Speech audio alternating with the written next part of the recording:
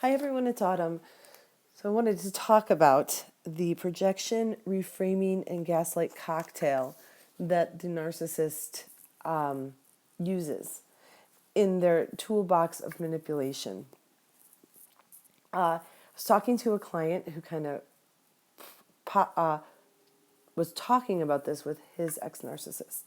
And I know that my ex-narc also would use this kind of cocktail of projection, reframing, and gaslight.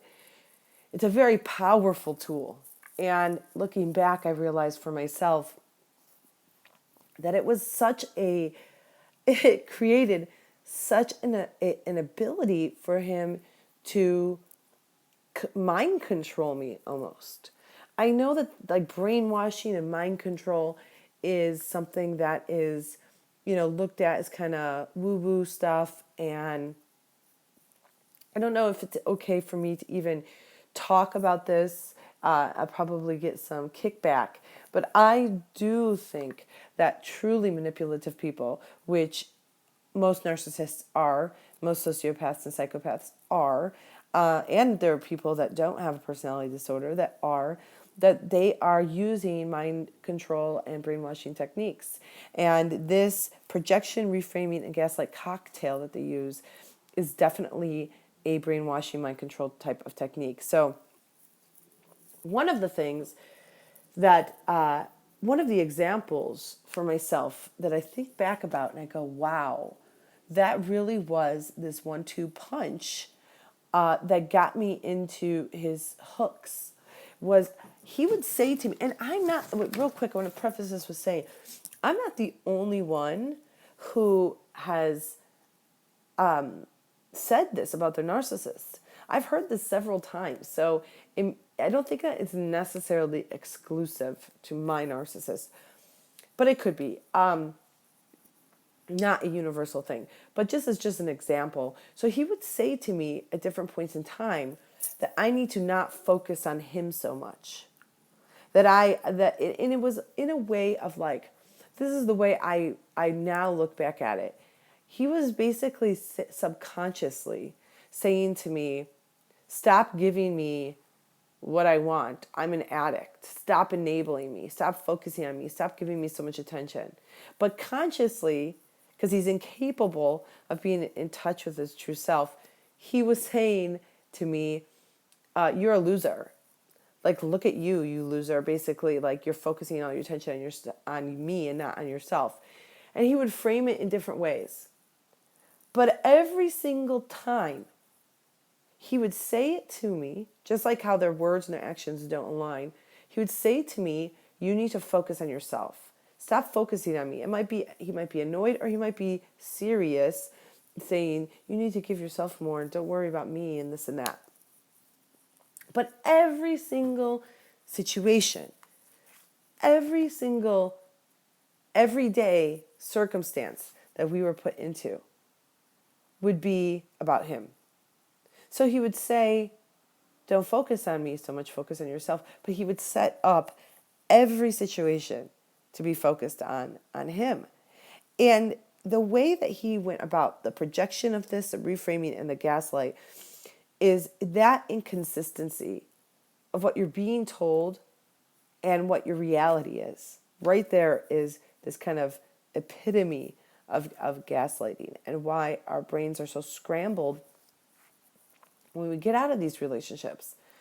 So he would project onto me his narcissism, his need for narcissistic supply. And he would reframe it in this way that was about me being the problem.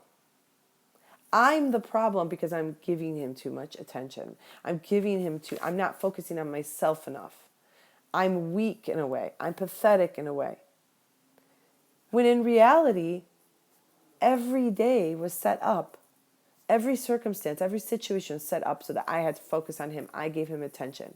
So you tell somebody that, but then 5 minutes later, you're calling them obsessively because they need you to file paper for them. They need you to do this for them. They need you to call the lawyer. They need you to do their green card. They need you to cook them dinner. They need you to come over to where they're at, to your work. I mean, it was just nonstop. And it was such a mind F. It was unbelievable. So there's so many different examples. I would like for everybody, if you could, I'm working on a really in-depth 2-part series of gaslighting. That the first part's going to be kind of a simplified gaslighting. Second part's going to be complex gaslighting. And I want to know your examples of gaslighting in your life with your narcissist or sociopath that was in your life or is in your life. Especially those really complex situations when you look back that messed with your head so much, that had that projection, the reframing, and then the ultimate gaslighting. Because projection and reframing is a part of the overarching term of gaslighting, basically not being able to trust your own sanity, thinking that you're crazy, your perception being warped by other tools and techniques that the narcissist implemented on you. So, for example, with the projection, and it's just so absolutely insane. My ex-narc went to therapy. He went to therapy and was recruiting the one couple's therapist as a flying monkey, as they usually do. Sitting there, what he would do is he would bite his bottom lip, and it would make him look like a little boy almost, like he was trying not to cry. He had this whole thing he would do to get sympathy. And he always sat behind me. And after a few sessions, I realized why. Because as I was talking, he was doing these, poor me, shaking. He did this shaking thing. I know Narcissist Free talked about her ex-narcissist doing the same thing. Shaking, being scared of me, making comments, and outright saying I was the abusive one. And outright projecting things that he literally did. It was gaslighting to the most insane degree possible. He would literally say the exact situation, but replace his name with my name. So it would be smaller things like he would say, Autumn doesn't do anything she says she's going to do. When in reality, I mean, it was almost ridiculous how much I stuck to my word when he didn't. I shouldn't have come through on everything I did. I absolutely shouldn't have. And looking back, I'm like, I can't believe, but I really was. I was like 99%. I mean, if I said I was going to meet him for dinner, I was going to meet him for dinner, come hell or high water. If I said I was going to help him with legal stuff, I was going to help. I mean, I never backed out, but there was one thing. I talked about this before. One thing that I did, which is he wanted to, in true narcissist fashion, he wanted me to do his career. He wanted me to abandon my entire career in psychology and as life coach and in music, things that I was passionate about and I loved, in order to become a hearing instrument specialist, basically to sell hearing aids. Why was he so passionate about me doing this? It was like he was pissed that I didn't. He bought me the course, and at one point, being weak as I was, and in his, not really weak, but in his grasp and his manipulation, I wanted to please him. I wanted him to be happy. I had convinced myself if maybe I went into this career field that I had no passion for, I didn't want to do, but if I went into his career field, that would give us a bond and heal all the brokenness between us, which is absurd. And so I agreed to it, but then I didn't want to do it, and it was the only thing I ever did not do, ever, down to like saying I'll meet you for dinner, was not complete that course. Again, because he was trying to convince me to do his career. Give me a break. And not respecting my own individuality, because again, he was truly making me an extension of him, to the point where he wanted me to be in his career. And it's just absurd. I mean, it's so textbook. But so he, in therapy, he says, Autumn doesn't do anything she says she's going to do. She never lives up to her word. And I said, tell me one example. And the only example he had was not finishing that course, so that I couldn't get certified to do the job he wanted me to do and be in his career field. Again, it was just like looking at him like he literally will tell me, okay, yeah, I'll be by at 6, and then come by at 11, or not come by at all. I mean, down to like these small little things like plans. He couldn't come through on anything anything that he would promise or say he would do. Nothing. So, and then it was all the way up to the big things. Like he would project onto me, and I'm not kidding you, exact situations. For example, we could be like in a situation where he blew me off, and he would tell a therapist the exact situation, the exact day, but literally replace my name with his name, or something that would happen at night, or something that would happen with sex, or I mean, it was the exact, and it's almost like you have this person who's convinced pathologically that this is the truth, or pretending, acting very, being a great actor and saying this is the truth, has now convinced another person, either it be a family member, a friend, or a couple's therapist, that this is the truth because he's the one who says it first. And then me saying, being the crazy one over here, like, no, no, no, no, no, no, no, no, no. Wait a minute. That was 3 weeks ago.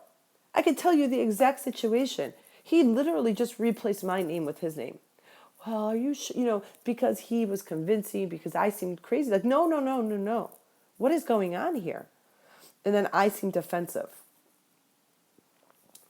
To look in someone else's eye, when he and I were both in that situation together, for him to reframe, meaning making me be the bad one, or the one who did the bad thing, or the one who was unfair, the one who was unkind or unloving, whatever it was he was postulating, to project onto me what he was doing himself, to then reframe the entire situation, to that degree, to look into somebody's eyes when you both know the truth, and to have them sit there and lie like that, and never, it is gaslighting to the degree. It is so distorts yourself, your own self-perception, and you're sitting there, and I know Narcissist Free talks about this a lot too. I reference a lot of her stuff because I listen to her every video, and I feel like her stories and relating back to what she's been through, it's so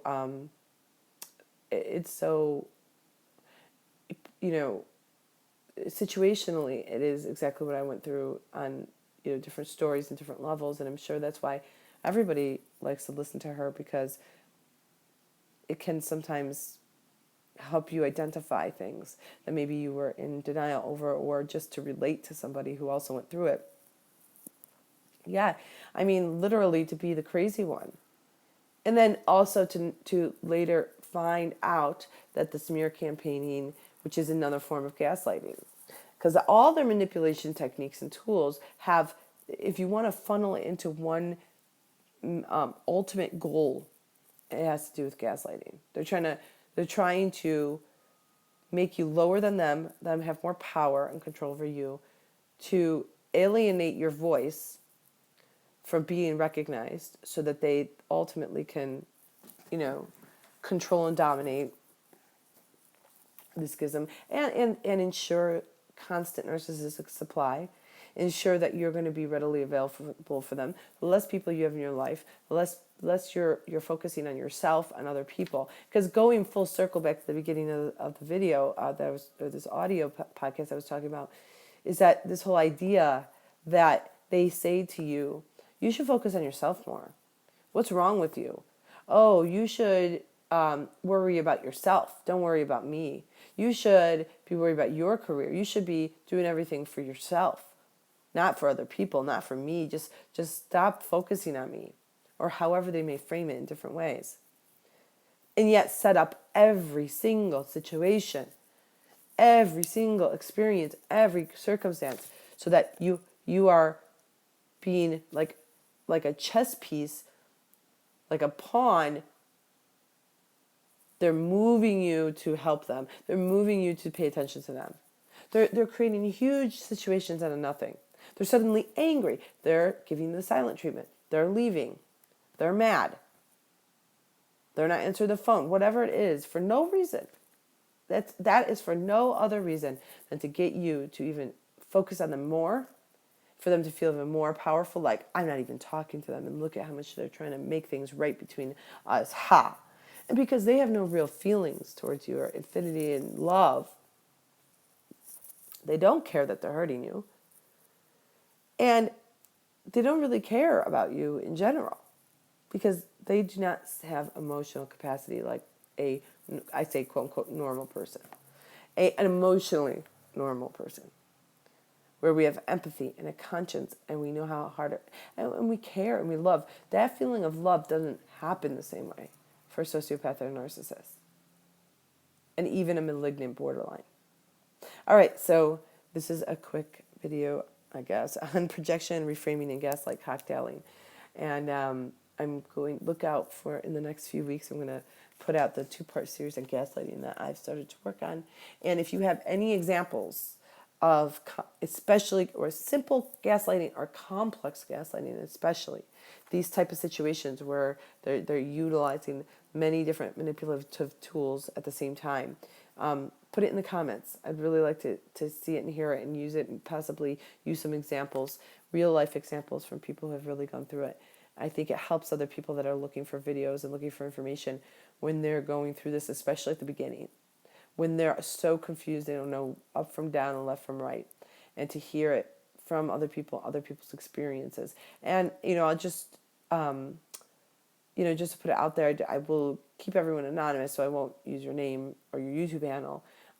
If you do write a comment with an experience, I just want to hear other people's experiences and possibly use them as examples. If you want to share them, I think it would be helpful. All right, I hope everyone has a great day. Namaste.